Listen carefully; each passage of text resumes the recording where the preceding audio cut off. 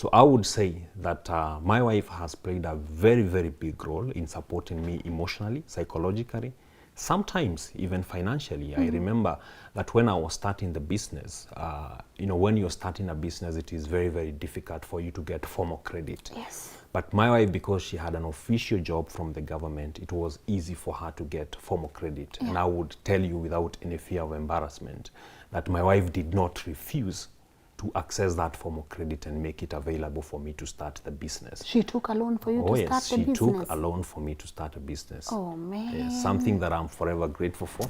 Lynn, let me tell you, when we started the first showroom on Kiambu Road, people did not want even to come and buy cars from Kiambu Road. People were like, Kiambu? People were like, huko mtu akikuja na pesa yake itapotelea huko. So I started in a small showroom. It could only carry about 15 cars.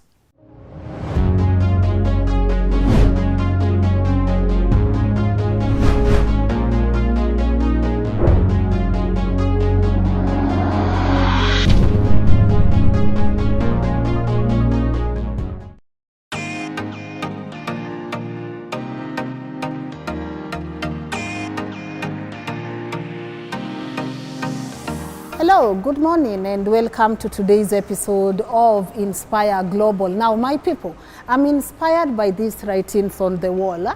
This is a butterfly, trust the process.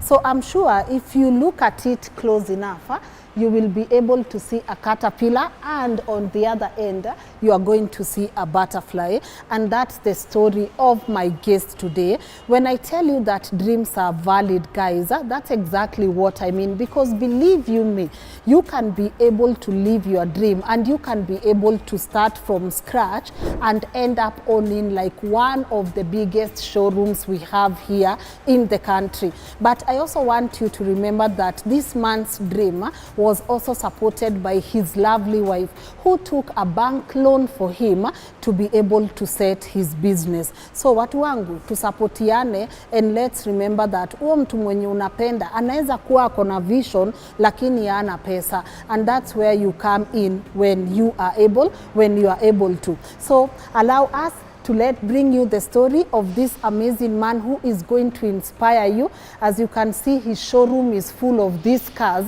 but as he said, he started as a caterpillar, trusted the process, and now he's a butterfly. Na naambianga dreams are valid. Hata kama utaitaka kuown Land Cruiser, my people, these dreams lazima tuishi.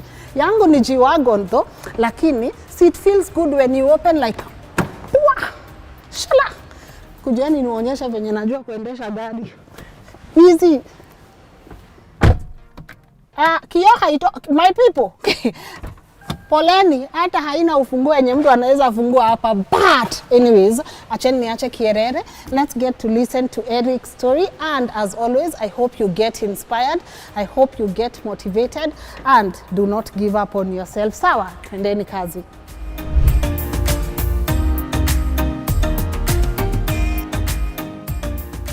Hi, Lynn. Hi. Good. My name is Eric Mwangi. Yes. And I'm very happy to interact with you today. Yeah. Yes, yes. And thank you for letting us into your space. Karibu sana. And for accepting we cover your story. Thank you. You know, my people have been telling me, Lynn, tunataka inspiration.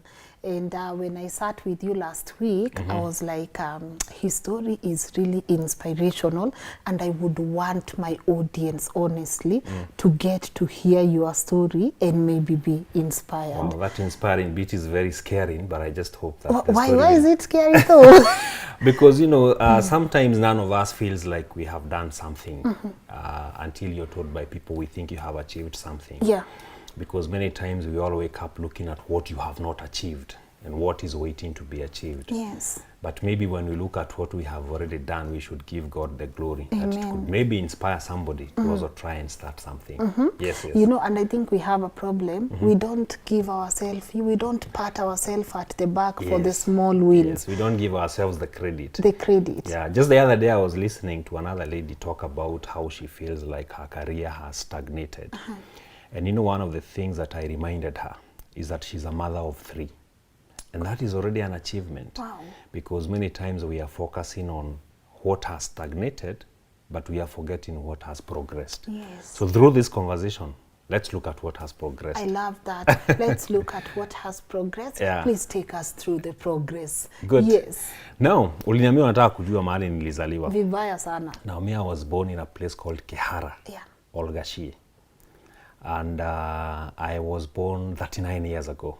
Actually, I celebrated my 39th birthday about a week ago. Oh, on the happy 20th. belated. Thank Yes. you. On the 28th of April. Okay. I went to a nursery school Yeah. that didn't have an English name. And the name it had in Kikuyu is not very pleasant. So I don't want to tell your audience. No, what's the name, Mary? What's the name? The nursery school was called Kamiaja. Okay, yeah, okay. I wouldn't For even the English interpret. speakers, it means they didn't have washrooms, they Yes. didn't have toilets. Yes. And so they used to help themselves in the bush. Outside. It was a county ECD class that we used to attend. Yeah. Then I went there for 1 year. I was about 6 years old. I went to Gashie Primary School. Okay. And I am usually very grateful for the story of Gashie Primary School because apart from the many things that sometimes people want to talk about a village, it is in Gashie Primary School that I was brought up by my parents. I schooled there. I went through my baptism classes. I went through my confirmation classes. Yeah. The teachers were very, very committed. But me, I didn't like school. I didn't like school at all in. So at about class 3, class 4, nilikuwa determined sana kukataa shule. You know, I come from a family of 10 kids and I'm the last born. So I had a very strong bond with my mom. So I never used to understand why naenda kushinda huko kwa class na mama naenda kwa shamba akiwa peke yake kuchoka. Yeah. So nilikuwa nimedecide niachane na hii kitu inaitwa masomo, nipelekange my mom wapi? Shamba kulima. Okay. But my mom refused. My mom is a strong believer of education. I thank God for her. She's still alive today and I glorify God for that. Hi, Mom. Madhe akasema kama hautasoma huku kwangu, Hautakaa. hautakula, utafute mahali ya kukaa na utafute mahali ya kwenda kukula. Now imagine you are a boy, you're told you're not going to eat. Yes. Then you realize, hey, masomo ni kitu ya maana. So I had to school and I would want to actually remember in this video one particular teacher called Mrs. We used to call her Mrs. Teacher. Mrs. But the actual name is Mrs. Tisha. She is the lady who worked closely with my mom to make sure that I school. So my mom alikuwa anatokea hapo kwa barabara, nikiwa na yeye Mrs. Tisha akipita, mimi napeana kwa Mrs. Tisha naenda kama amenishika mkono. Ananipeleka mpaka shule. By force. But I remember one time, Yeah. na alikuwa ananikumbusha hivyo siku nyingine juu alikuwa ananunua gari hapa Maridady Motors. Oh, that your place now. Yes, at my place. Akaniambia hii gari lazima uweke fuel tank, ujaze kwa sababu uliniuma mkono siku moja nikikupeleka shule. That's a good one. Yes. And I had to buy her the fuel because of that. Yeah. So I went to primary school. But by the time I was getting to class 6, nilikuwa nimeanza kupenda masomo. Because by the grace of God, nilikuwa one of the good pupils in class. I used to pass my exams well. I used to be number 1 most of the times, number 2, number 3. So nikaanza kupenda masomo by the time I was getting to class 6. Yeah. So basically that is how our primary school life was. But as you know, coming from a village, a family with many kids, sometimes the resources will be less Limited. than the children. Tunasemanga ni ile familia ambayo ukigawa mkate, si kila mtu atapata enough slices of bread. Yeah?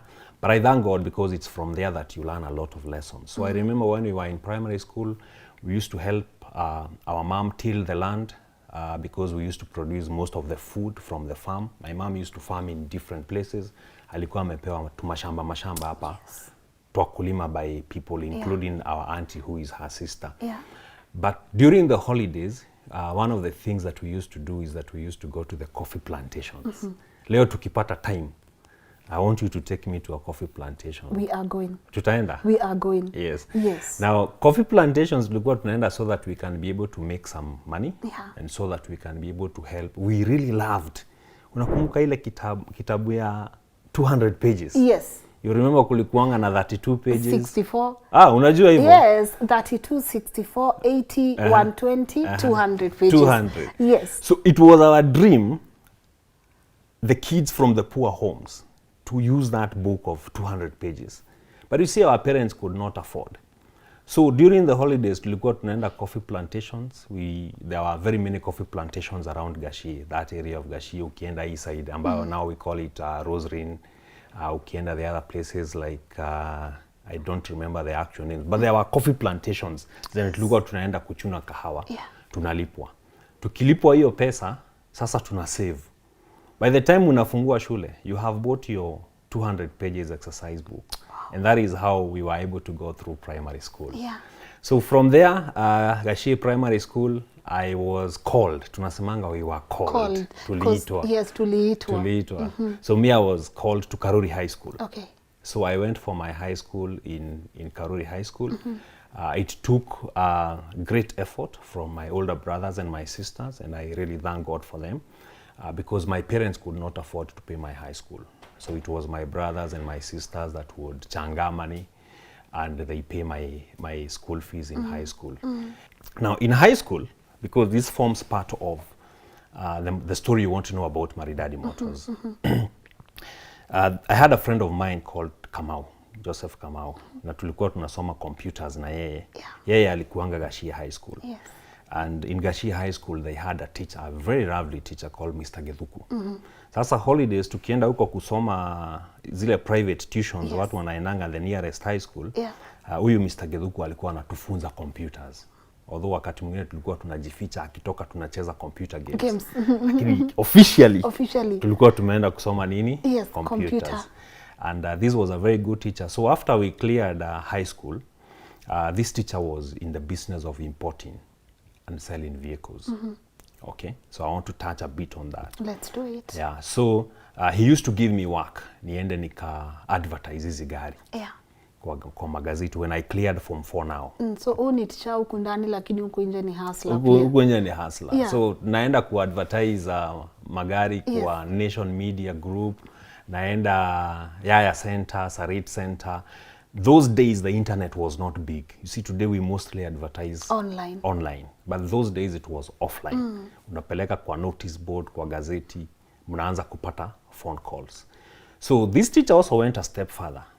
Maybe I did a good job.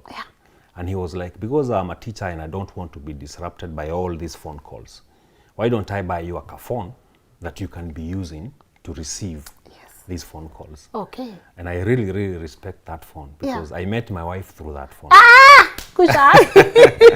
A very lovely lady that I'll be telling you about when we'll be talking about family. So now I have a phone. So naendelea ku advertise magari, tunapeleka hizi magari bazaar on Sunday. Bazaar inakuanga na huko Gong Road. It's a place where people meet to sell vehicles.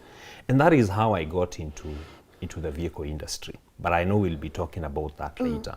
So basically, nikamaliza high school. After some time, sasa nafanya hii kazi part-time ya kusaidia mwalimu kuuza magari. At the same time, my family said, since you have performed well in high school, we are going to take you to college. So they took me to Graffin's College. It is somewhere in Westlands where I did my business computing and I did my public relations. All this time, bado nauza magari. But remember, nasomea nini? Business computing. So my local church, ACK St. Philip's Kihara Church, bought a projector. Leo projector inaonekananga ni kitu ya kawaida. But let me tell you something, Lynn. Those days, projector, that you are able to project the hymn book or the hymn you're singing or the Bible verses. It was unseen. And you see, the church now was feeling we need somebody who can operate this projector because the projector was bought through a fundraiser and by politicians who contributed money for it to be bought. So the church elders were like, EEC drum. Hata walikuwa wanasema ino tidarama. This one we are not going to allow just anybody to touch it. Sasa mimi, because I had learned the projector is coming and I was in Graffin's College, I had gone and asked my lecturer, ni program gani ya computer hutumika na projector? Akaniambia PowerPoint. So I went and trained myself how to use PowerPoint. He also really assisted me. And I was able to do some hymns, some Kikuyu hymns. I did the slides and some English hymns because we had 2 services. I did the slides. The day the projector came, I had my floppy disk. Sijui kama Lynn umekutana na floppy disk. Aki mimi si kadogo. Mimi najua floppy disk. Ilikuanga ya kala gani? Floppy disk, mostly they used to be black. Yes. Tulikuwa tunaita 3.5 3.5. So I had my 2 presentations there. Yeah. The day I went to church and I found the projector has come. The guy in charge was called Chola. He's my very good friend today. Nikamwambia I have something to put. So nikaenda nikaput zile presentations pale. Nilikuwa nimefanya ka introduction kadogo ka church, nimechukua picha ya church. So people, watu tu wakaona, you know PowerPoint can be very magical. Yeah. Particularly if you have never seen it. So manamba zinaanguka, Ni picha ya church shago. yeah. And the church elders were like, what? We already have somebody in this church who can operate the projector. I tell that story because I would want to encourage somebody out there that sometimes you are going to find a job by starting at a very little level. Because unaona hiyo job ya chat si ati nilikuwa nalipwa initially. So they told me, kumbe unajua cooperate projector, sawa. Chukua projector. Okay? And eventually when they saw the work that I was doing, they called me on the side. Wakaniambia, because of we can see how much work is involved in this conversion of the hymn book to slides, we will be paying you per month. Yeah. The church, Lynn, used to pay me 3,000 a month. But that 3,000, I normally tell people that 3,000 was worth so much then to me. Why? Because I was a young man. It was such a good feeling for the church to trust me with a projector, something that they were valuing. That unaangalia if unaona the whole church, if you don't go to church, it means nobody is going to project. Yes. So that job instilled in me a sense of responsibility. That you have to go, you have to be on time, you have to show up, and you have to go and do what you're supposed to do. But the good thing is, that retro job in church also opened up another job for me still within the church. Because the church had a circle. And the circle was growing little by little. And so they were needing somebody to come and computerize their records. And guess who they approached? You. They approached me, they asked me, are you able to help us convert our manual records into electronic records? And they also gave me a part-time job. And they added me 6,000 per month. So now I am in college. We're going home. I'm already earning 9K a month. So even where now I had struggles with what I could not get from my parents or my brothers, yes, I was able to support myself through college by topping up from these 2 jobs. Yeah. But the important thing and where I want to come to is the lessons I learned from the circle. Because in the circle I was able to see that people don't always do things because they have the money in cash. Sometimes people do things because they can access credit. Yes. And so I was able to see that, you know, women would save money. Mama ana save kama 20,000, anachukua loan ya 40,000, ananunua ng'ombe. Somebody is able to save 50,000, anapata loan ya 100,000, anaenda anajenga hata kama ni kaduka kamoja, kanyumba kamoja, kakurentisha hapo kwa village. Anaanza kupata income. Yes. I was able to see young men in the circle save money. A lot of very many young men in the Shia community were able to buy their taxis, their vehicles for work, through that particular circle. And Lynn, even I got the opportunity to also get some loans from the circle. Yeah. I used to get retail loans, like when I was getting married. I used to get loans. How I got money to import my first car, I need to tell you that story. Yes. So I saved some money in this circle of ours. Yeah. And I was given a loan of 200,000. I had saved about 100K. Okay. They gave me a loan of 200K. 200K. Remember my friend, yule mwenye alinyonyeshana na Mr. Githuku. Yes. He went to school in Uganda, but he had come back, and now he was working also in a financial institution. Yeah. He was also able to get a loan of about 200 or 250. Yes. And that is how we were able to import our first car. So you combined? We combined. Yes. A Mazda Demio. A Mazda Demio. Lakini hiyo gari iko na story fulani hapo, spendangi sana kuipeana. Kwa nini? Kwa nini? Mimi na yeye tunasemanga, this is the car that almost broke a friendship. Do you know why? No. Sasa you have 2 young men. Yes. Both of them are dating. Yes. Sasa kila mtu ako na girlfriend yake. Yeah. Lakini gari ni ngapi? Ni moja. Ni moja. Na kila mtu ameambia girlfriend yake amenunua nini? Gari. Sasa unajua umpatie ile story nyingine ati nusu si yangu. Tulicombine. Umwambie hiyo part. No. Wewe unasema nishanunua. Yes. So now weekend inakuja, You need to take your girlfriend out, I need to take my girlfriend out. Sasa ilikuanga ni mwenye anarauka mapema, uchukue funguo za gari, uende. But anyway, me and Kamau are good friends today. We still work together. And we were able to sell that car. And that is how I saw it is possible for you to actually import a car and be able to sell it. That's how I saw it is possible for people to combine forces and be able to do a business. And I continue to operate and run my business from that perspective. How do you make sure that you're bringing the best cars at the best prices for your customers? So basically that is my short story on how I grew up and how I got into business. But then I must tell you about this girl that now I meet through the phone, who is my wife, Dr. Lois Mwangi. A very, very lovely lady. I know you will get to meet her. She's doing a great job in the area of eyesight. She's an ophthalmologist. Currently, we've been blessed by God with three beautiful kids. We have a son and 2 daughters. And we look at it. Like a last born. Like a last born. Yeah, she's so called, sweet. Very nice girl. And we see it as a privilege. I normally say that kids, actually I was telling my wife yesterday, it was Mother's Day, I was telling her that, you know, kids are a great blessing from God. And we were just looking at our Kalasbon and how much life and energy she has brought back to our lives. And one wise man told me that it is only through kids that as a man, you get to share a name with God. Did you know that? Yeah. The only word that a man shares with God is Father. And what makes you a father? It is having children. So when God gives you children, He's trusting you with lives. It's a very humbling experience because it is one of those things, if God doesn't do for you, you cannot be able to do it for yourself. So my wife and I are happy. We've been married now for 13 years. And we pray to God that He will continue to keep our marriage. 13 years? 13 years. You just celebrated your 39th birthday the other day. Yes. So me doing the math. Achana na mahesabu. Nilipata. So me doing the math, you guys got married at 26. Yes, I was 20. Yes. 26. Yes. So these beautiful relationships can last. Yes. But you were to tell us how you met her through the phone. So now, this story now. This story has to go back. It has to go back to Kihara, ACK and Phillips Kihara Church. Let's go back. Now, I was doing a seminar for teenagers.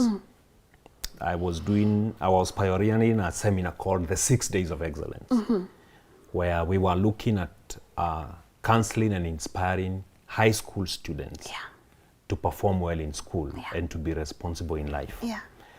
So my niece, called Shiko, I told her, now I need somebody, preferably somebody in the university, who can talk to girls. Because we are doing a seminar. I can talk to boys and I can get people who can speak to boys. But I really don't know where to get a formidable lady who can come and inspire the girls. She told me, I'll sort you out. I'll give you somebody. There's a lady in our church who is doing medicine in Nairobi University. Huyo ndiye atakuja kuongea na hawa wasichana. So she gave me my wife's number. She gives me now this lady's number called Lois. Now I woke up one morning, I called her. She didn't pick. I used to jog in the morning. I used to be very disciplined. Then I think now I've lost the self-discipline. So before my morning jog, before going to college, I called her. She didn't pick. So I went for my morning jog. Coming back, I found she had called. I called her back. I told her, oh, my name is Eric.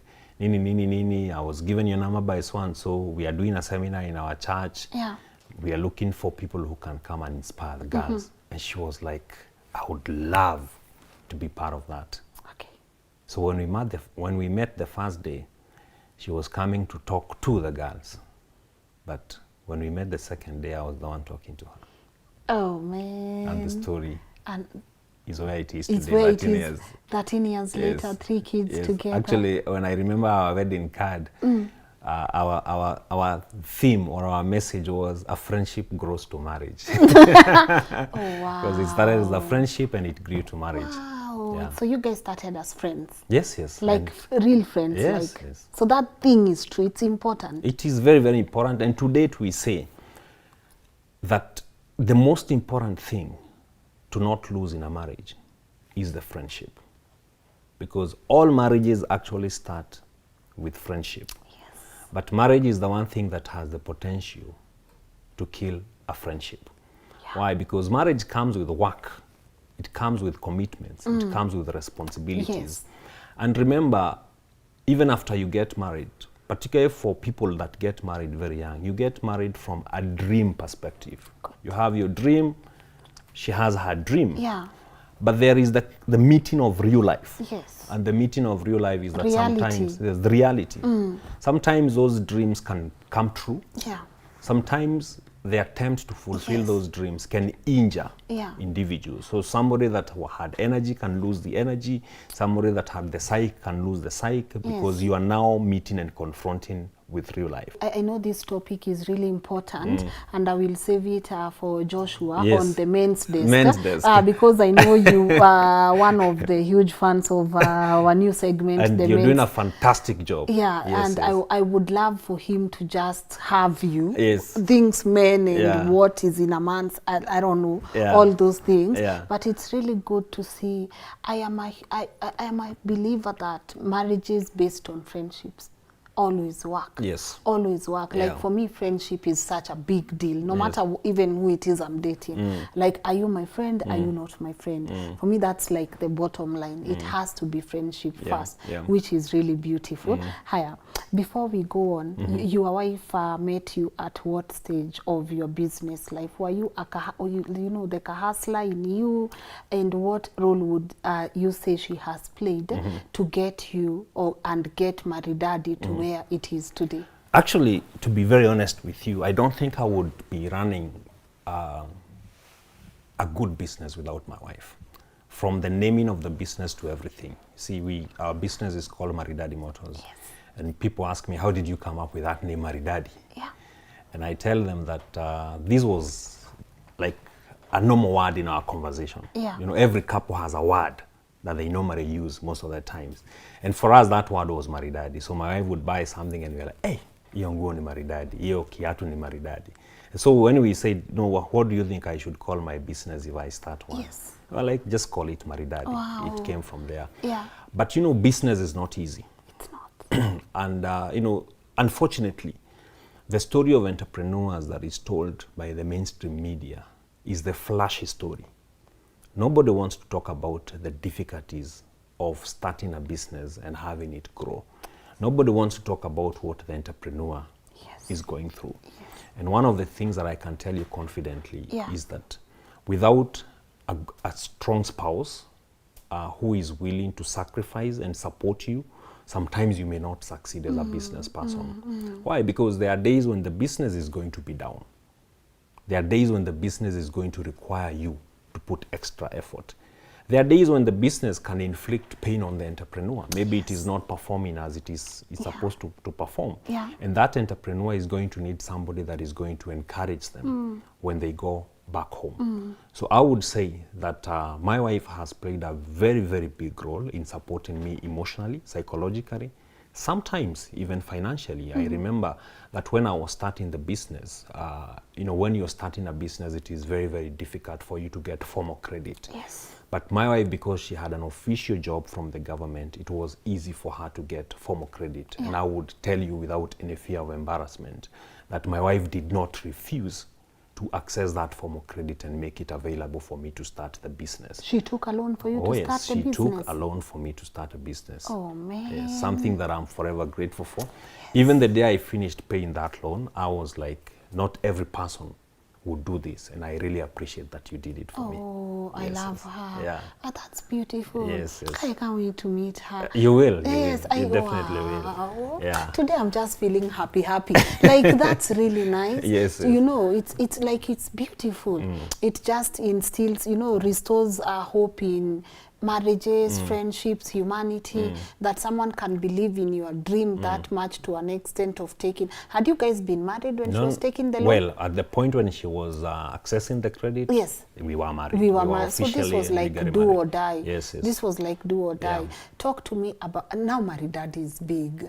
I mean, I walked in there last week and I was like, this place is big. You have all these huge cars out there. I came in and there were so many customers. I remember even like I met your friend Gilbert something, what's his name? George? No, not George. Yeah. The one who had customers on the other side of the office. Gilbert. Gilbert. Yeah, Mr. I was Gilbert. just looking at Gilbert Yes. and how busy he was there Yes. with customers. And now it's huge. Yeah. It's the first thing people see when you're in Kiambu Road. Yeah. But is that where it started? That's not where it started. And I also like to say, people say it's big, Yeah. but I told you in the beginning of this, Yeah. for me as the entrepreneur, I look at what remains to be done.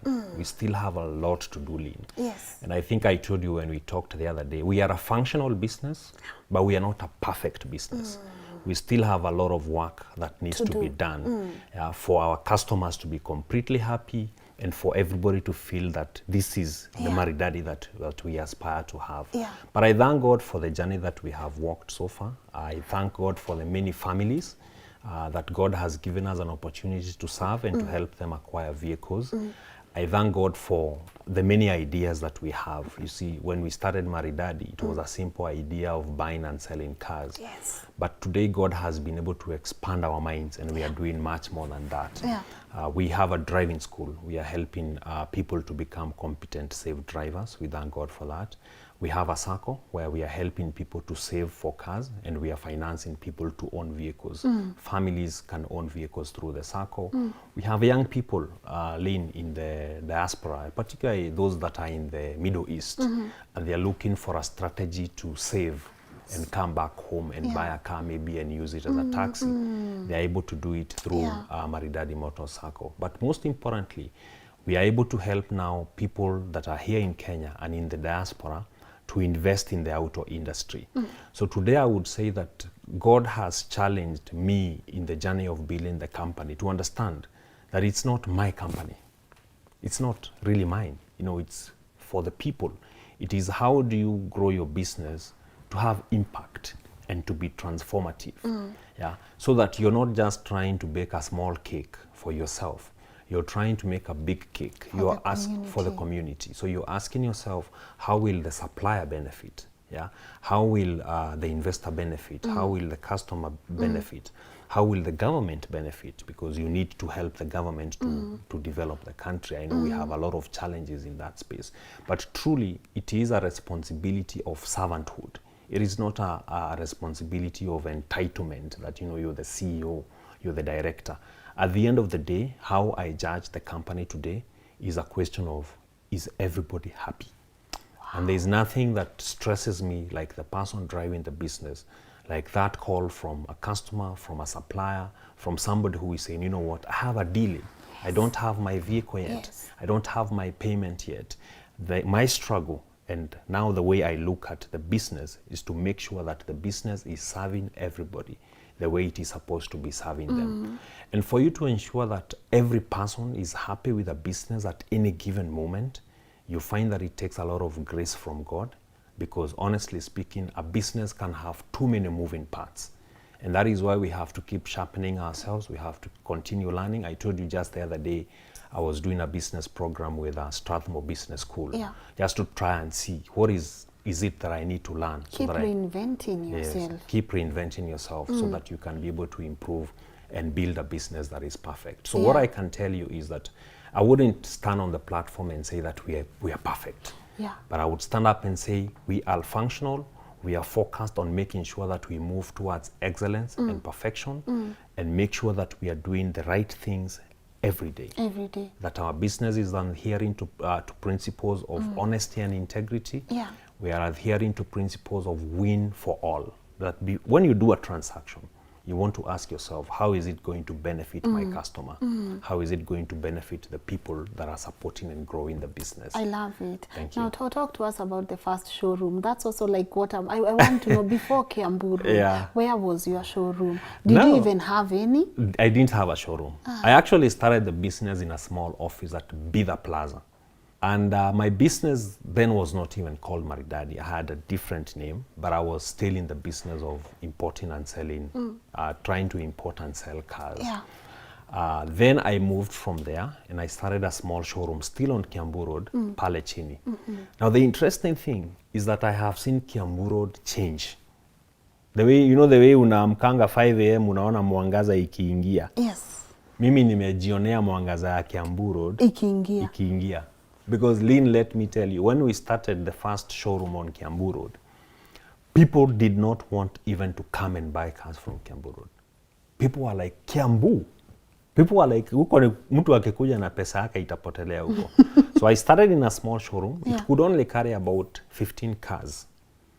But you know, I am a strong believer in that question that God asked Moses. What are you holding? What's in your hand? What's in your hand? And for me, I have always believed in working with that which I have at that particular moment. Yeah. And at that particular moment, that is the space that was available. And that is the space that we could afford. It was a road reserve.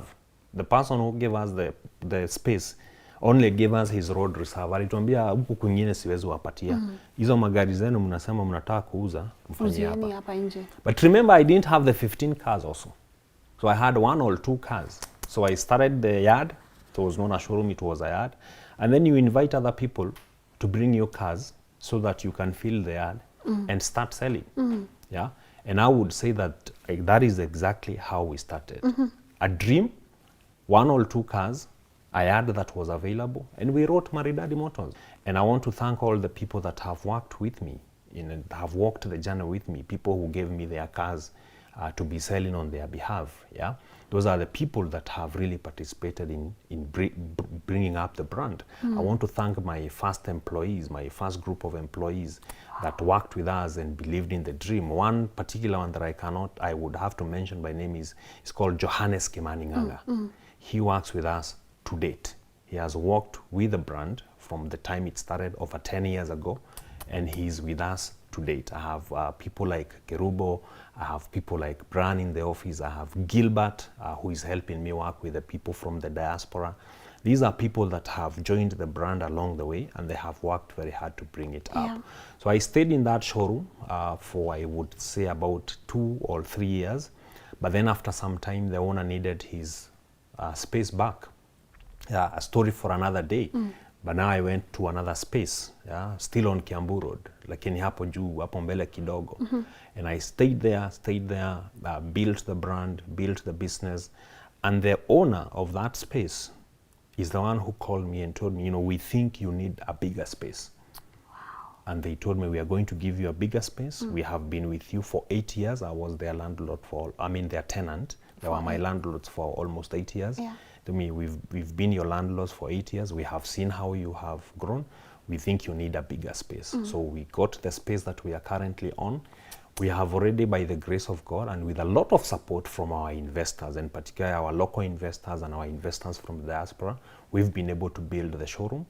We are now looking forward to building a modern service center so that once we sell our customers the vehicles, then we can be able to support them. So that is how we have been able to come along, and we thank God for the journey. Yeah. What would you say was your lowest moment in life? I think business, like I said, is not a walk in the park. It's not. And sometimes a time comes when you have more bills than the money in the coffer. Yeah. And you have calls from auctioneers, you have calls from people that need you to pay them for the expenses. Maybe somebody supplied stationery, somebody supplied internet, another person supplied spare parts. But the money that is available in the till at that particular moment for the business is not enough to pay everybody. Yes. And you know, at that particular moment, you can feel like, do I close it down or do I continue? So I would say that in my journey of business, particularly in the year 2011 and 2012, there were very, very difficult years of business. Very, very difficult. And at that particular moment, I was feeling like I don't want to continue with the business. I would want to close it. But Lynn, I would say that when COVID came just 2 years ago, I remembered that time. And I said, you know, even that time, it felt like it's the end, like nothing will continue. But somehow, by the grace of God and by holding on, you find that time passes and the business heals, and it is now able to drive and move itself forward. That is for the business. But I would say that There are two significant times when I would say have been my lowest moments in life. One is many years back when I lost my first brother. Now, why it was a low moment in life is because I had just finished college. I had just started getting my jobs.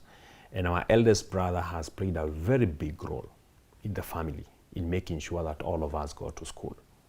And I would say he's sacrificed. And now that I'm bringing up my kids, I can see the sacrifice that he made, because he had his kids at the same time. He had you guys. He had us guys. And I think this is a good moment, by the way, to appreciate the many people that could be watching this video and they are supporting their brothers, their younger brothers and their sisters. And even those that are doing it from the diaspora, they are supporting people back here. So for me, when I lost my brother, I think my mourning point was the feeling like I owed him. Like life didn't give me an opportunity to give back. Yeah, to give back and to show gratitude for the sacrifice that he had made for us to grow up. It was a very, very emotional moment for me. Yeah. The other one is a boyhood story, which would make you less emotional. Oh, because but may God continue resting his soul in peace. Yes, yes. When I was doing the coffee plantations, I told you we used to go and pluck coffee. Yes. Have you ever been to a coffee plantation? I have. You know, I don't like coffee. Yes. And perhaps the reason why I don't like coffee is because of my experience in the coffee plantation. Coffee plantation, you go very early in the morning, you're given your line. Yes, and your kiondo. And your kiondo. You carry your kiondo and your kamkebe, kasuku. Kasuku. Ile yenye unachonea hivi alafu unaenda unaweka kwa bucket, alafu unapeleka pale juu. Yes. So now, coffee plantation. I don't like this story, but let me tell you this story. So one day, see, I was a small boy. We used to go with our sister, our older sister, and two of my older brothers. So we used to go, the four of us. So I was the youngest, but I would manage to put my coffee together, one bucket. Yeah. Nilipwe 7 bob jioni. So coffee plantation, mkiingia morning, kuna kuanga na a lot of noise. Yes. But as you go, as the day goes, njaa inaanza kuingia. Watu wanaanza kusikia njaa hiyo. Jua inaanza kugonga. You know, I've gone to, but for me it if was, you know that, I can see you've done coffee. No, for me it was meshiri with my mom. Like you know, meshiri and coffee, it's like the same thing. No, unaingia na sai. Halafu as the day, you guys, the psych starts fading and stuff. Yeah. Watu wananyamaza by 3. It's like there is nobody in the coffee plantation. And you know, unachuna, ukiweka nini yako kwa gunia, as you go up the line, you move with your gunia. But do you know what? That moment about 3:30, nikienda kuangalia gunia yangu niweke kasuku yangu ya mwisho, I found my gunia and the coffee is missing. Somebody had stolen my day's harvest. I have never cried like that. I really cried as a boy that day. Because now, I was looking forward to that moment of taking my kahawa to the factory. Uende upimiwe na gunia, uende uwekewe your 7 bob. Somebody had stolen my entire day's harvest. Wow. And that injustice made me feel very, very bad. But when I look back, I think it is the one thing I went through in my life that makes me feel bad. To do an injustice to anybody. Yeah? That taking something that belongs to somebody else is wrong. Because every time I remember that story, I feel bad to date. Yeah? Because I really needed my 7 bob. Ushakula mandazi ya mama mchana. Unagojea kulipwa jioni hiyo 7 bob, ulipe huyo 1 bob. Ubaki na 6 bob yako uende home. Unaenda home unaambia mother, I went and I told my mom what happened, and she was like, don't worry my child, it shall be well. Yeah, it is well. It still feels bad, but I have never lost the lesson. But that day was a very, very discouraging moment for me as a boy. Yeah. Because again, it's so wrong. Yeah. You know, and it's just a reminder of that happens a lot in our society. Yes. Even especially you find that you are a junior employee and you've done the work and there's always this person who wants to take credit for your work, or you've just put up your best work and someone just comes and takes it away. Now, allow me to ask, because I don't think I've owned my dream car yet. My dream car will be a G-Wagon. Wow. A grey one. You will have it in Jesus' name. I tap into that. From Maridady. Amen. But for you, are you a lover of cars? Like, do you love cars? Are you passionate about them even as you're selling them? I think because I have interacted with my customers, Yes. I don't love cars as some of my customers do. Because when I was younger, I think I used to get more excited About cars. about vehicles. Yes. But trust you me, today I am much more stable. I'm happy to choose a car and drive it for 3 years. Yes. I'm happy to choose a car and drive it for 4 years. I don't have that urge Of changing cars every time. single day, you know, Yeah. like younger entrepreneurs Yeah. would do. I think I have sobered up to Yes. understand that the car is my product. It is what I sell. But it doesn't mean, just like the person who sells suits. Yes. They don't even rock them every other day. You don't have to wear your suits every day. Yes. Yeah. So for me, I look at it as the product. But mi mtanikubalia cause kwangu kwa parking kutakuwa na G-Wagon, Jeep Wewe unazipenda na kabisa. Defender. Yes. Yeah. No. All the same, Yes. I love a good car. Yeah. And I tell people that we are not on this earth for a long time. Yes. You may as well drive a good car. Good. And I tell people, I told another customer of mine and he bought a big car. I told him, you know what? The day you die, people will choose even the coffin for you. Why don't you choose the car for yourself? Good. Now that you're alive. Now that you're alive. Yes, yes. I love that. Yeah. Which car did you import? And to you, this was like, wow, beautiful. Which car have you ever imported, like in your showroom, and it came ikakaa hapo, and even you party today? Because today we said we are celebrating the small wins. Yes. You did that car party in your back, and you are like, this is good, Eric. Range Rover Sport. Oh yeah. A Range Rover Sport. Yeah. Any day. It's a very good car, very fast, very efficient, very high safety features. The look and the style that it has is quite amazing. But all the same, I still love Toyota Prados. I know, you can't let go of this one. I'll tell you why. I'll tell you why. You Yeah. see, we normally say that the Prado doesn't say you've arrived, but it says you know where you're going. See, it's somewhere there. It's a box. It's not stylish. It's iko tu. Yeah. Ukiitwa kamkutano Masai Mara utaenda nayo. Ukiitwa Nakuru utaenda. Kama uko on road ama off road, utaenda nayo. it will definitely take you there. And I find it very modest and it's in between there. It's not flashy. It's basically a good functional car for a businessman who may be required to go out of town once in a while. Yeah. So, you know, you said something important. It gives you the feeling of I've not arrived. Yeah. And you as a business person, even for people like us on this other side, where we are trying to create work that has the ability to impact lives, people struggle with arriving. You know the word arrive. Yes. I have made it. Yeah. I am the one. Mi ndio Eric wa Maridadi. What humbles you? What keeps you grounded? You like, what keeps you grounded? And what are the dangers of thinking you've arrived? Right. I think what keeps me grounded is the understanding that you do not own this life. And the understanding that you do not enjoy life because of the things you own. Quite honestly, you enjoy life because God is giving you an opportunity to enjoy life. Yes. Lynn, you can have everything in terms of material wealth. You can even own all the banks. But if God decides to disturb you using just one of your teeth, ikuume, you cannot enjoy that life. The fact that you are able to buy good food is not what makes you enjoy the food. It is the fact that you are able to eat that food. And for me, I'm always reminded of the prayer, our Lord's Prayer. Our Lord's Prayer. You see, in the starting of that prayer, we say, give us this day our daily bread. Yes. But if you think about that word bread, you will find that in the Bible, the word bread represents the body as well. Yeah. See, when Christ gave people the Holy Communion, he cut the bread and said, eat, this is my body. Yeah. So bread represents body, Yes. the body. So when you say, give us this day our daily bread, we are praying for good health. And for me, what humbles me is that understanding that if God withdraws that which belongs to him, you will not be able to enjoy that which you think belongs to you.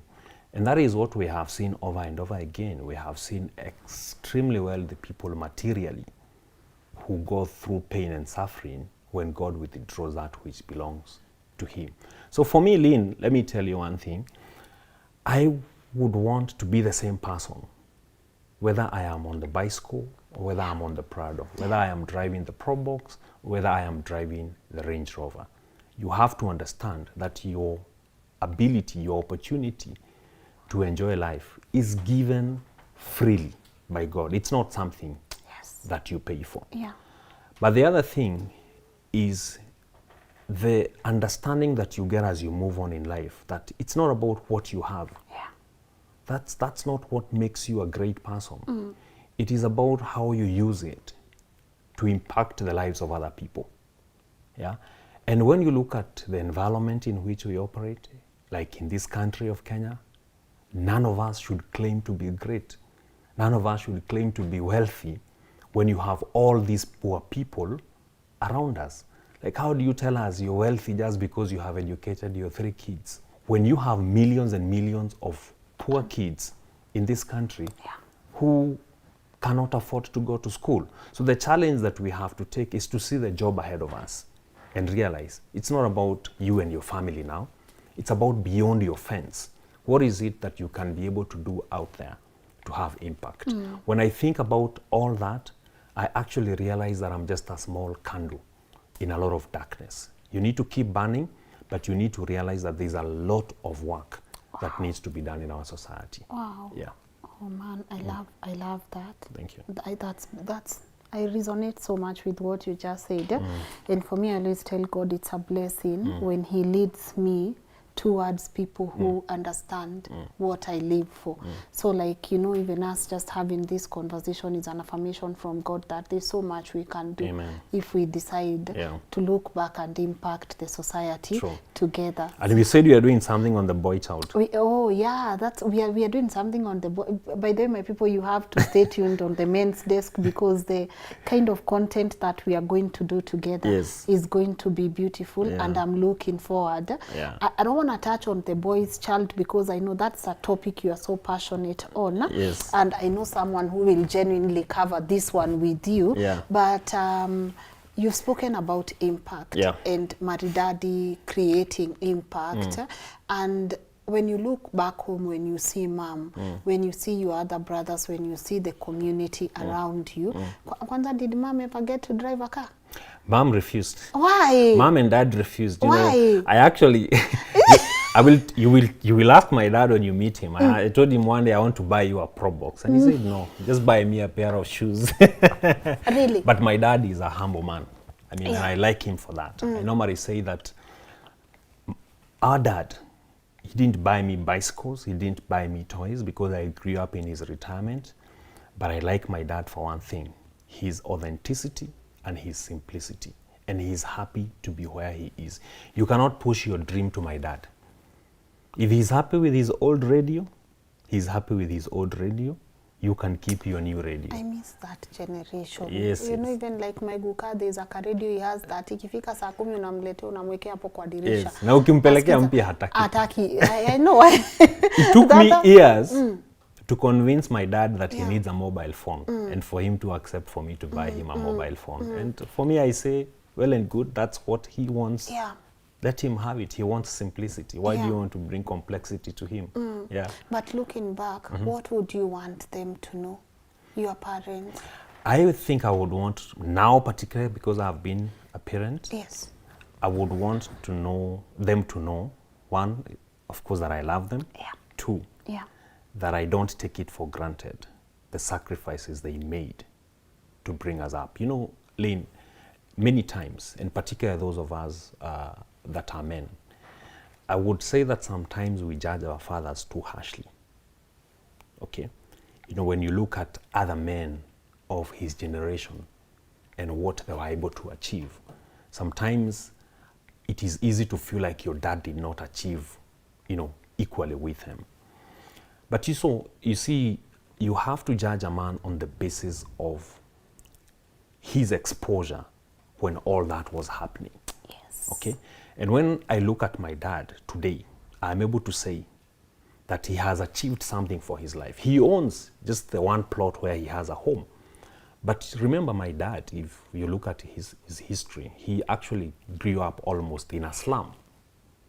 So for him to have grown up in a slum and be able to bring us up in a village, that's an achievement. Yeah?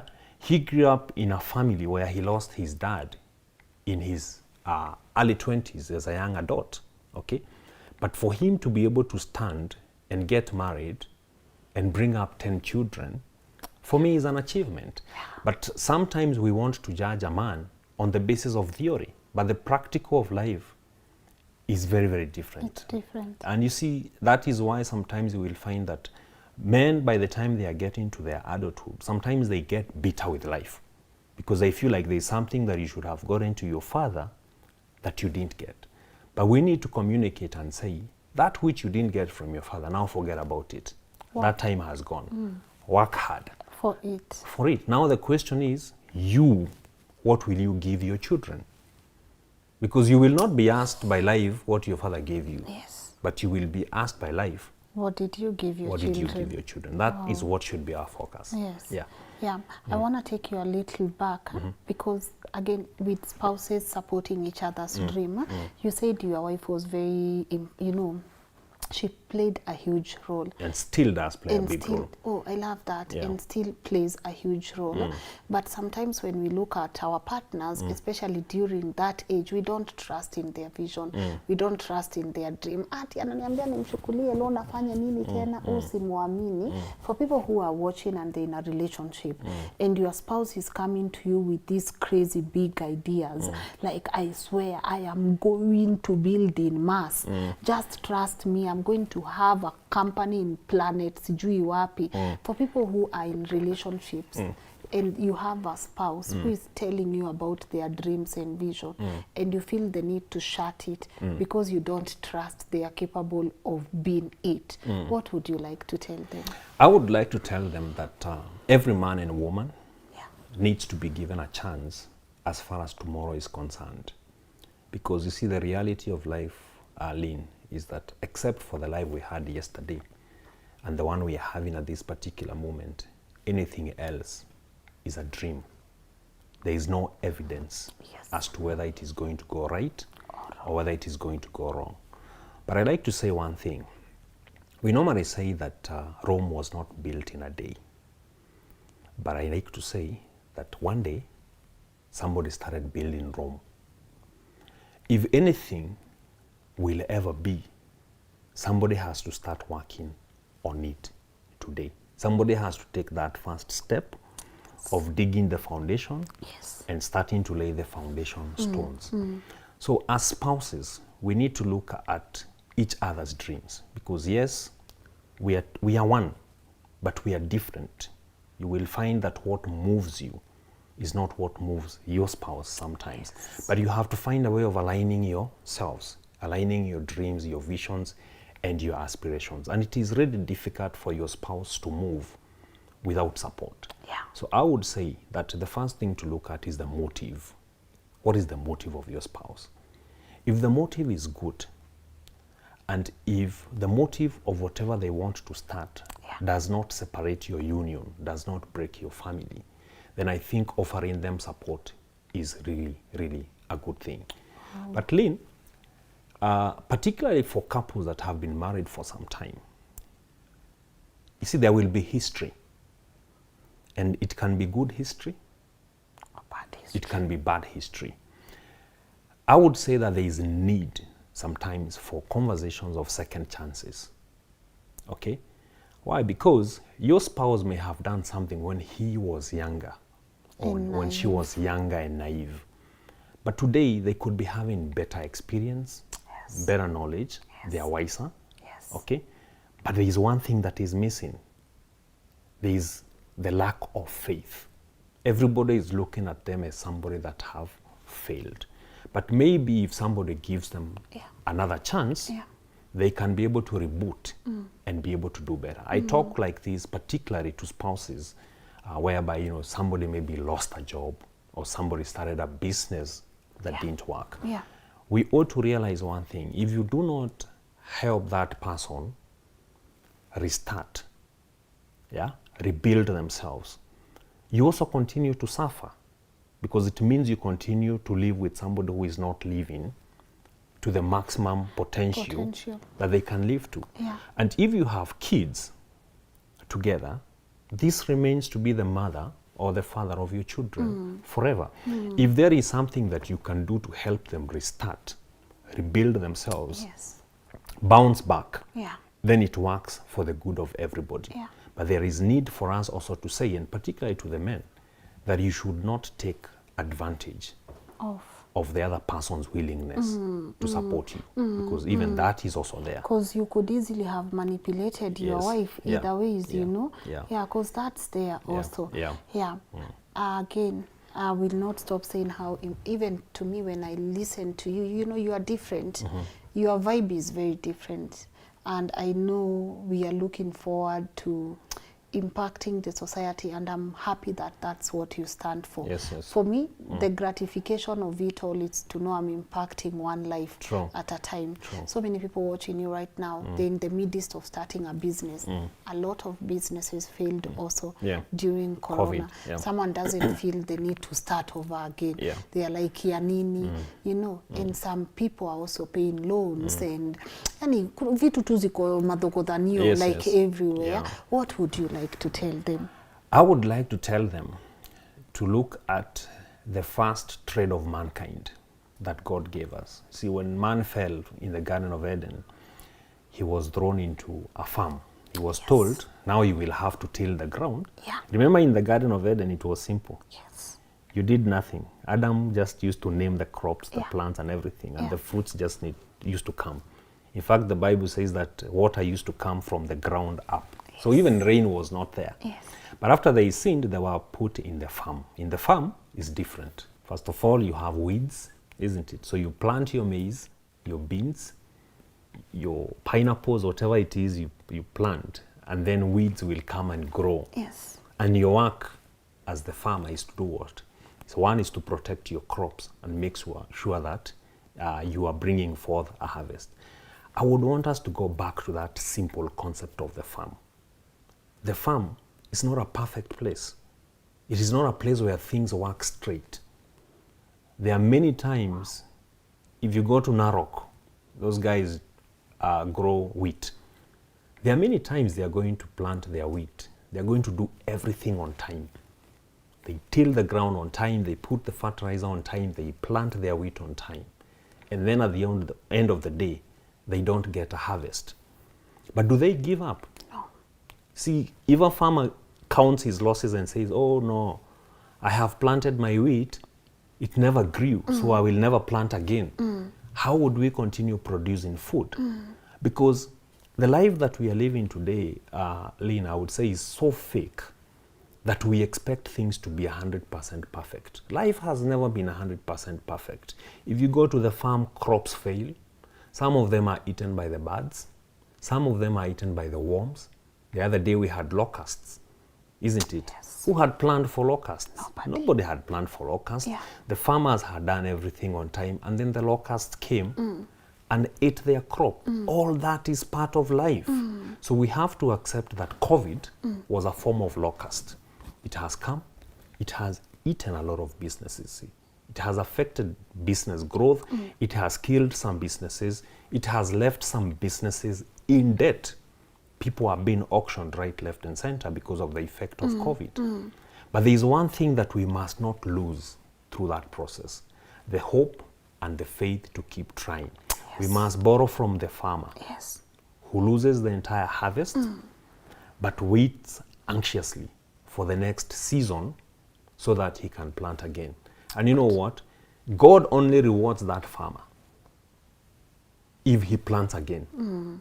That is the only way that God can be able to reward him for what the locusts have eaten and what got lost through disease. So keep the faith. Keep the faith and keep trying. Yes. Don't give up. And don't give up. Yes.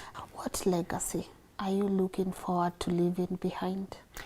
I think mine should be a very simple legacy. I would want to help other people succeed. If at the end of the journey, somebody can say, through Eric's deeds, through Eric's word, I tried, I became a better person, I also did. I think I would feel like I did something with my life. Yeah. Are you living your dream life? I would say no. I'm not living my dream life. How does your dream life look like? When you ask that question, it depends on what age you are at, because as we said in the beginning, sometimes the dream keeps changing. But if there's a day that I can wake up and my phone doesn't have to ring, but business is going on, and I am able to get resources to do the things that I believe have impact, the business is going on, the family is happy, I am able to impact the community by through a foundation and giving of resources. I am one of those people who say, there is a common theory right now. I had it from one bishop called Bishop Oscar, a man I respect a lot, from the Nairobi Chapel churches. He gave us a very good teaching at the beginning of this year. Is it? If you listen to him, you know what I'm talking about. Fantastic. Now, let me tell you. He is provoking men to run away from the concept of accumulation of wealth and resources. See, the traditional African man wants to have 10,000 acres of land. But that 10,000 acres of land do not stop that man from dying. And the day he dies, he will still be put in that small grave. And the question he was provoking in our mind is, what is the point of all that accumulation? Why would you want to have all that land when there is a church that is struggling with an acre to build a church that would impact the community? Why would you want to have all that land when there is a school that is struggling with that space and they would be able to impact kids? And he was saying, he brings the concept of dying broke. Saying, why can't you have enough, but not too much, that you do not even have impact, that you just known to have? What is the point of having so much cows, so much milk, so much water, that you cannot even use it in a lifetime? And the challenge is to distribute. How do you use resources to actually impact lives? It is a big question, it is a big conversation, but one that I would want to continue furthering. I love that. Yes. I think we are about to wind up. Yes. But before we do, is there anything you think we should have touched on that we have not touched on? I think the only thing that we need to talk about, you said we are going to talk about in a different video, is the conversation of the boy child, which I will look forward to us having conversations to talk about, because I feel that it is time that as a community, we begin having a conversation of empowering the boy. And actually I'm saying it's empowering the boy for the girl, because we've done great work there before to empower the girl child. I know. But that girl child is now coming to ask, fine, you empowered us, but where are the men that we are supposed to partner with to make homes? This is a conversation that we need to have, because the society is driven by two people, the men and the women. So we need to make sure that the girl is good, and the boy is good. It's not a fight. It's not a fight. It's not a fight. This time around is a conversation of let's work together. Let's collaborate. And that's why I'm looking forward to the day that Lynn and Eric go to we are going to a school to empower both the boy and the girl. We preempted, but guys, just so we know, our next episode, or our second episode of the Men's Desk, we are going to Kajiado and to Kihara. Because as I was telling Eric, I'm reminded of a video I did, and we promised those young boys we would go back with vests and boxers and with footballs, viatu, and things that boys love also. Because just for someone watching this for the first time, we went there and we took sanitary towels, and the boys were just up there watching. Yes. Yeah, and I know this is our next conversation on the men's desk where we will deliver to the boys. So maybe if you also want to get involved, I don't want to give more details because I want you guys to watch also. You can also hit my email. It's right here, and we can also collaborate with you. But thank you also in advance for accepting to do this with us. Yes. And I feel like you are such a great friend of the Lynn Ngugi network. Thank so you. We are happy to be. I can't wait to see where this work takes us together. Yeah. And I'm happy I got to know your brand. Thank you. It's different. It speaks to me because, you know, sometimes when you are working with brands, for me, I always ask the why. Yeah. The why for me, it's very important. Very important. In any brand that I want to work with, Yeah. it's the why. Why are you doing what you are doing? Yeah. And I genuinely appreciate your why. Thank you. There's a special lady I want you to talk to. You know that lady who is there? You know, luckily for me, I'm able to see the frames, the photos, how wameshikana hapa mapenzi. I'm able to see so many things, guys. This wall here, I'm able to see amazing things. But what would you like to tell her? And also, what message would you have for your children and anyone else also watching this video? We can rightfully start with your wife. Fantastic. Yes. Kijo, I call her Kijo. Kijo, yes. First is to thank her because she bet on me. Okay, and you see, today it's easy for you to associate me to something. But remember, when my wife got married to me 13 years ago, it was not like that. I was just another boy from the village. So she really placed a bet on a young man who was just trying life and trying to look for something to do. And she bet on me with her heart and with her resources and with her name. I would want to remind her that I don't take that for granted. Yes. I never will. As we grow up as a couple, it's easy for us to get busy and forget these things. But I also should not forget the great job that she does as the mother of my kids. I am one man who knows that my kids have a great mother. And for those two things, I know that those are things and qualities that I cannot walk into the supermarket and buy, no matter how much money God can avail in future. So I would want to thank her and to remind her, because I think ladies keep forgetting that I love her. So I love you, Kijo. Kijo, tunakupenda hapa. We love her too. Yes, and to your children. My kids, I think I want to support them the best way God can enable me. To help them grow up in a God-fearing way, and for them to be able to be the best they can be able to be. I think for me, as a dad, my job is to give them an opportunity to blossom and be who God wants them to be. I am committed, and I pray that God is going to give me time and resources to see my kids grow up into becoming who they want to be, and who God wanted them to be. And now to your amazing customers, clients at Maridady, and the people who work in this brand, what would you what would you want them to know? I would want them to know that my job is to make sure that everybody is happy. For our employee, I have a job to make sure that they are happy in their jobs, that they continue to grow in their jobs. And I pray that God will continue to give us the resources that we need to do that. To our partners and our investors, I would first and foremost want to thank them. And particularly for our old partners and investors, even those in the diaspora, for the great support that they have given us, for the very great support that they gave us through the COVID season, and to promise them that we want to continue doing the right thing, keeping our promises and keeping our commitments. And we view our relationship with them as an opportunity for us to serve God. You know, the way the Bible says that whatever you do, do it as if you're doing it for God and not for man. To our customers who buy from us, we want to continue keeping the promise of delivering the best cars at the best prices. For us, we are very passionate about that.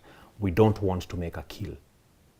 We want the car that we deliver to a family, to a young man, to a young lady, to be equal to the money they paid. We do not want to overcharge our customers. So we want to continue promising them that we are committed to that cause.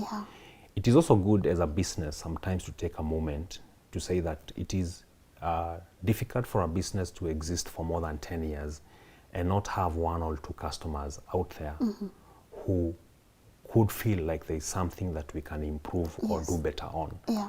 I would want to encourage such people to talk to me, Good. tell me what was your experience when you interacted with Maridady. Maybe you didn't interact with me, maybe you interacted with an employee. Yeah. I mean, like we are here doing this interview. Good. I have customers who could be talking to employees. Yes. Sometimes they can be having a very good experience. Yeah. Sometimes they can be having And not an so average good. experience or a not so good experience. To tell them that I'm here, I want to listen, I want to hear, and it is the lessons that we pick today Yes. that will make us better tomorrow. Good. Yeah. And finally, to yourself, dear Eric. Oh my God. Yes. Dear Eric, keep serving, keep learning, and keep getting time to go and play golf. We are playing golf now. And keep finding time to go and play and play golf. Play golf and get time to go and to church. Yes. Listen to the word of God. Yes. For me, the beat that moves me in church is the sermon. You see, for my wife it's different. Yes. For her it's first the worship, the Tuko music. pamoja na yeye. Mko hapo, nyewe mko WhatsApp moja. So for me, it's the sermons. It's the I love sermons. good sermons. Yeah. I love hearing good sermons. Yeah. And having the time and the peace to go and Yes. listen to good sermons Yeah. is something that I'm looking forward to Yeah. much more in the future. Just the time to play with the kids and to listen to them ask the silly and the interesting questions that sometimes kids can ask. Yes. I mean, that is what life is all about. Yeah. And all the best. Yeah. Thank you so much for letting us into your space. Karibu sana. I love the name Maridady. Maridady. May it continue, blooming. May it blossom. Amen. May it be out there. Amen. And may God continue blessing the work of your hands. Even as you impact the community, may your cup overflow. Amen. May your cup overflow. Thank may you. that of your family overflow. May God keep you longer. Thank you. To see the fruits Thank you. of your labor. Thank you. Si ni kweli? Asante. Yes, and my people, honestly, I don't know what you think about today's conversation, and I'm glad it happened. For me, it's satisfying when we get to listen to this kind of stories that makes us believe that no matter where you started, your life can be different. And I know even sometimes as you guys tune in, what you are looking for is a bit of hope, a bit of strength, a bit, a reason for you to keep going and keep striving one more time. And I hope that's what this conversation has done, for you and to you. Do not give up on your dream. Yeah. He said something important, that when he was working in church, when he was even working in the projector, when the church was giving him 3,000 and then the church then added him salary and then he started even earning 9,000. I was reminded of something I posted, and I love saying this because even when I was working in a coffee shop, guys, this was my dream. This is what I loved. But sometimes your dream might not be ready for you. Might be ready, but sometimes you have to do some things. And I remember I told you guys, what you are doing right now might not be the thing, but it could be the thing that leads you to the thing. Whatever it is that you are doing, do it diligently. Do it as if this is all I have. Hata mimi utina nikiwaambia wase, hata kama ni kuosha choo, no matter where you are working, do it and do it diligently, because you never know. That is the thing that could lead you to your next step in life. So I hope you've been motivated. I hope you've been inspired. And as always, if you want to share your inspirational story with us, my email is right here, and Maridady contact details and their social handles have also been here on the screen. You guys, you can check them out. Even if God is like whatever it is, all their contacts are here. You feel like you want to visit their social media handles and check them out, guys. Here are their contact details. I don't get to do this alone. So I want to say a special thank you to my team, my legendary person, and director Edwin Ochieng. Thank you so much, Baba Bryson, for everything that you do on this episode. I get to work with Ed on the most amazing job ever, and I'm glad that our friendship continues to remain and we continue to impact the society one step at a time. And of course, to a guy I love so much and whose work I admire, our lovely editor David Maridady, for compiling this episode and making sure it reaches you right on time. See you on the next episode of Inspire Global. My name is Lynn Ngugi. Till next time, bye-bye.